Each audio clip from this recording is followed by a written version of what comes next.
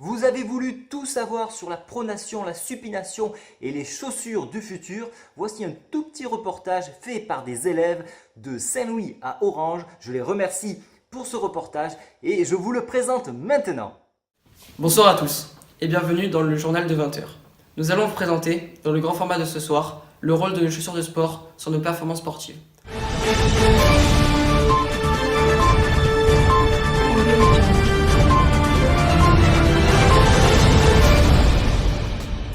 Nos chaussures de sport peuvent bel et bien influer sur nos résultats sportifs, et cela grâce à plusieurs facteurs. Nous aborderons donc les contraintes que les professionnels rencontrent et comment font-ils pour les résoudre. Dans ce grand format, nous verrons donc un reportage signé Vincent Fabre avec deux journalistes, Julien Rousset et Manon Mousset. Bonjour, nous sommes les envoyés spéciaux du TPE Breaking News. Ce sont 89% des Français qui pratiquent quotidiennement un sport. Nous nous retrouvons donc devant une très célèbre enseigne, Decathlon, qui vend essentiellement du matériel sportif. Nous allons donc poser des questions aux Français pour savoir ce qu'ils pensent des chaussures de sport. Pensez-vous que les différents niveaux de jeu influent sur le choix de la chaussure de sport?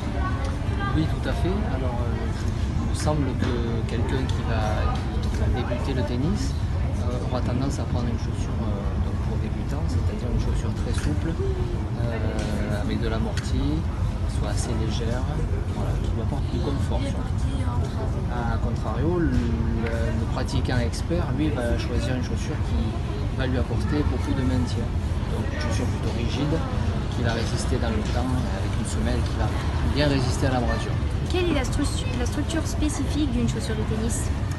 Alors dans une chaussure de tennis, comme dans tout type de chaussure, il va y avoir la tige qui représente le haut de la chaussure. Il va y avoir la semelle.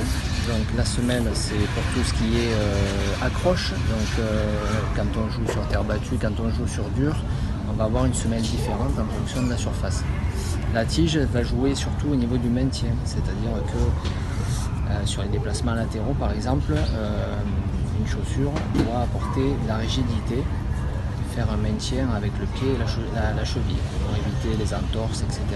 Voilà. Quelle est la durée de vie d'une paire de tennis? Alors la durée de vie d'une paire de chaussures de tennis, c'est surtout lié à la pratique en fait. Donc quelqu'un qui joue beaucoup, qui joue 3-4 fois par semaine,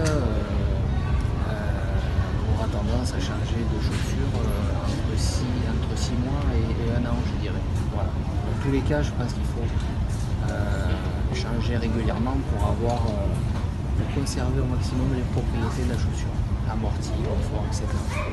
Quelles sont les contraintes au niveau des mouvements de la chaussure de tennis? Alors au tennis, on a des déplacements qui sont surtout latéraux, droite-gauche et avant-arrière. Donc par rapport à ça, la chaussure de tennis devra répondre aux contraintes de déplacement rapide, donc droite-gauche. Donc les chaussures vont avoir besoin d'être assez rigides au niveau du maintien de la cheville. Voilà. Donc dans ce sens-là, en fait, c'est surtout en torsion que la chaussure devra être la plus efficace. En fait. Quelle paire de chaussures de running conseillez-vous à des sportifs du dimanche ou à des sportifs aguerris?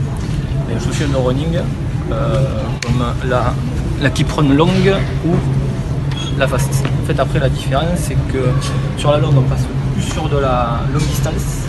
Sur la fast, on va être vraiment sur du fractionné ou du 10 km. Après, l'amorti, sur l'amorti après. Après, sur l'amorti, on va être plus sur une chaussure amortie, avec un bon amorti sur l'arrière de la chaussure, avec un drop de 10. Un peu plus lourde, et sur la face, on sera sur une chaussure un peu plus légère, plus dynamique, avec une mur en relance, avec un amorti qui sera un peu moindre comparé à la Kipron longue. Quelle est la structure spécifique d'une chaussure de running? Alors après il y a la semelle, comme je disais tout à l'heure, sur la longue il y aura un peu plus de crampons, on va être un peu plus sur du tout-terrain. Et sur la fast, on sera sur une semelle qui sera un peu plus technique, ce sera plus pour de la piste ou du fractionné comme je disais tout à l'heure. De plus, il y a un facteur à prendre en compte, celui de la morphologie des pieds.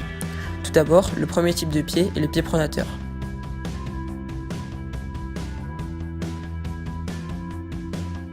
Si Si vous avez le pronateur, juste après le contact avec le sol, votre pied déverse à l'intérieur. Près de 60% des coureurs sont plus ou moins pronateurs. Il faut donc choisir des chaussures spéciales pour pronateur, voire même pour hyper-pronateur, afin de pouvoir bénéficier d'une stabilité parfaitement optimale et assurer un contact parfait avec le sol. Il faut aussi savoir qu'il est encore plus important de choisir des chaussures pour hyper-pronateur si vous êtes plus lourd ou avec une pronation bien marquée. Il y a le pied supinateur.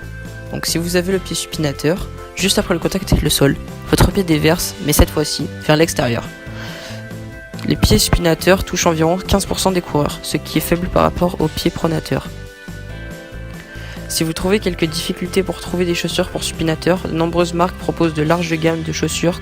Si votre supination est importante, elle va entraîner une usure plus rapide que la normale de vos chaussures et pourra engendrer une pathologie douloureuse. Il faut donc vous faire confectionner par votre podologue des semelles orthopédiques correctrices avec lesquelles vous chausserez des running pour pieds universels. Cela évitera d'acheter des chaussures spécialisées. Pour finir, il y a le type de pied universel. Donc c'est quand votre pied reste naturellement stable, sans déverser ni à l'intérieur ni à l'extérieur. Alors vous possédez le pied universel. 35 à 40% des coureurs sont universels, ce qui représente une faible partie de coureurs. Moins de la moitié n'ont pas de problème.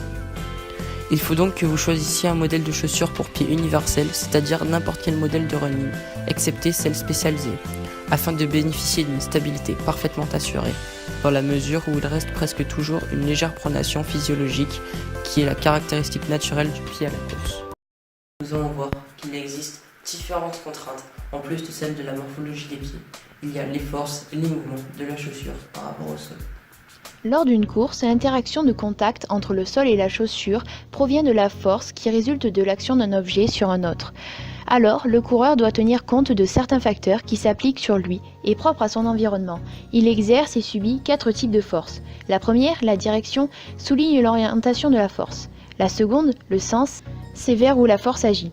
La troisième, la norme, est la grandeur de la force. Elle est mesurée en newtons. Enfin, le point d'application, c'est l'endroit où la force s'exerce. Cependant, nous pouvons rajouter que les forces de frottement de l'air et du sol, bien que négligeables, peuvent influencer la structure de la chaussure. De ces 4 types de forces s'émanent 2 mécanismes. Le retour énergétique, qui est la force exercée sur le sol par la masse du sportif. Ce mécanisme crée un effet de rebond sur le corps qui agit comme un ressort en exerçant 2 forces, la force de torsion et la force d'avancement. Ces 2 forces sont proportionnelles à l'allongement relatif. Enfin, le second mécanisme, c'est la force de gravité, avec le basculement du coureur vers l'avant, ainsi que les chaussures qui intensifient l'effet de gravité pour obtenir une course optimale avec une force accélération verticale et horizontale. D'où l'importance d'avoir des chaussures adaptées à la morphologie de son pied. Malgré les difficultés rencontrées, les professionnels ont su trouver des solutions à l'aide de nouveaux matériaux utilisés. En effet, les matériaux jouent un rôle essentiel aux résolutions des contraintes véhiculées par les chaussures de sport. Ils peuvent en général répondre aux exigences que fournissent les différents sports, de par les mouvements, les amortis et les forces exercées par la chaussure. Afin d'améliorer toujours plus les performances, les grandes marques se concentrent essentiellement sur les matériaux composant les différentes semelles, tout en ne négligeant pas ceux de la paroi de la chaussure. Ainsi, à chaque instant, pour rivaliser avec la concurrence, les marques utilisent des matériaux toujours plus légers, plus imperméables, plus amortissants, plus résistants, tout en respectant un joli design. Tout d'abord, la chaussure est un prototype qui est constitué d'une tige. C'est ce qui compose toute la paroi de la chaussure. Elle est fabriquée à partir de polyester qui est ensuite tissé. Tandis que la semelle extérieure de la chaussure est constituée soit d'un matériau révolutionnaire appelé Kevlar, qui est un polymère organique ayant la souplesse et la rigidité du caoutchouc, soit de polyuréthane thermoplastique, l'EVA, combinant la souplesse du caoutchouc et la durabilité et la résistance du métal, soit encore du Boost développé par Adidas. Ensuite, l'assemblage s'effectue grâce à une colle spéciale qui assure le bon maintien et la rigidité de la chaussure. De plus, les différentes couches formant la semelle jouent un rôle majeur dans les atouts exposés par la chaussure. Ils sont, premièrement, créés par synthèse chimique, puis ensuite immergés dans une colle ou un polymère pour être assemblés. Le premier élément, une semelle de propreté, indispensable pour respecter l'hygiène du sportif. Elle est essentiellement fabriquée à partir de mousse de polyuréthane qui assure le bon confort de la chaussure ou à partir d'un matériau appelé Peatbax qui est composé de polyéther et de polyamide. C'est un élastomère thermoplastique. Il assure la flexibilité et la rigidité de la chaussure. Enfin, les renforcements de la chaussure sont différents selon les types de sport. En effet, le running, ou basket et le tennis ne répondent pas aux mêmes contraintes. Premièrement, la chaussure de running est dotée d'un renfort au talon, ce qui est primordial pour amortir le choc avec le sol et assurer une stabilité sans faille. Pour cela, le Peatbax et le polyuréthane sont une nouvelle fois utilisés pour leur légèreté. En plus de cela, les créateurs des chaussures insèrent dans la semelle une plaque qui soutient le pied en prévenant d'hypothétiques blessures et est responsable du retour énergétique. Cet élément peut être encore en Peatbax ou en carbone comme dans les Vaporfly 4% de Nike. Deuxièmement, les chaussures de tennis ont besoin de plus de renfort sur les côtés car il est essentiel de maintenir au maximum les chevilles du sportif. Les matériaux utilisés seront donc similaires à celui de la semelle externe. De plus, la chaussure de basket, en plus de celle du tennis, ont besoin, comme celle du running, d'une plaque pour que la chaussure ait la capacité de se déformer lorsque celle-ci est soumise à de nombreuses forces. Ici, le matériau utilisé sera une nouvelle fois le Peatbax. Avec l'aide des matériaux, les athlètes ont effectué des records, comme au marathon de Berlin, grâce au Vaporfly 4% de Nike, où l'athlète kényan a réussi à franchir la barre mythique des 2 heures. Par ailleurs, la firme Peatbax vendant ses matériaux aux grandes marques. Cependant, l'enjeu aujourd'hui est d'utiliser uniquement des matériaux d'origine naturelle, à partir desquels sont créés des composites 1000 fois plus rigides, comme Peatbax utilise l'huile de ricin pour fabriquer son matériau phare. Les chercheurs continuent toujours à vouloir améliorer les performances sportives. Mais maintenant, ils veulent aussi améliorer les bienfaits sur la santé. C'est pour cela qu'ils ont créé les semelles amincissantes qui permettent une stimulation par ocupression, par réflexologie, mais aussi par les aimants. Grâce à ces semelles, il peut y avoir une perte de poids, aussi un rajeunissement au niveau de tout le corps entier et une circulation sanguine qui est stimulée. L'efficacité présumée de ces semelles dépend bien évidemment du temps de marche. Ce reportage est enfin terminé. Je tenais donc à remercier Julie Rousset et Manon Mousset, nos deux investigatrices. Et quant à nous, nous nous retrouverons dans le journal de demain. Merci de nous avoir suivis et à bientôt. Au revoir.